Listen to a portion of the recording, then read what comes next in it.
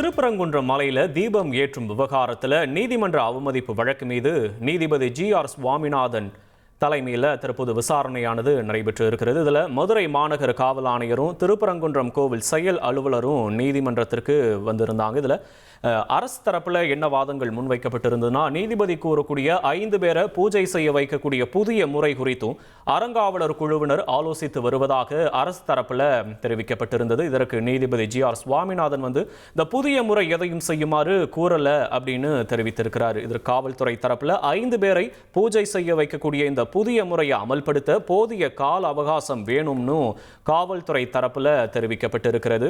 இதில் 5 பேரை பூஜை செய்ய வைக்கக்கூடிய இந்த புதிய முறையை எப்போது நடைமுறைப்படுத்த முடியும்னு நீதிபதி ஜி.ஆர். சுவாமிநாதன் ஒரு கேள்வியையும் எழுப்பியிருந்தார். இது மட்டும் இல்லாமல் அறங்காவலர் குழு தலைவர் உறுப்பினர்களையும் நீதிமன்ற அவமதிப்பு நடவடிக்கையில் சேர்க்கலாமா அப்படின்ற ஒரு கேள்வியையும் நீதிபதி முன்வைத்தார். மேலும் காவல்துறை தரப்பில் நீதிமன்ற அவமதிப்பு வழக்கு விசாரணைக்கு உகந்தது அல்ல, கூடுதலா யாரையும் சேர்க்க முடியாதுன்னு காவல்துறை தரப்பில் தெரிவிக்கப்பட்டிருக்கிறது. முக்கிய செய்தி.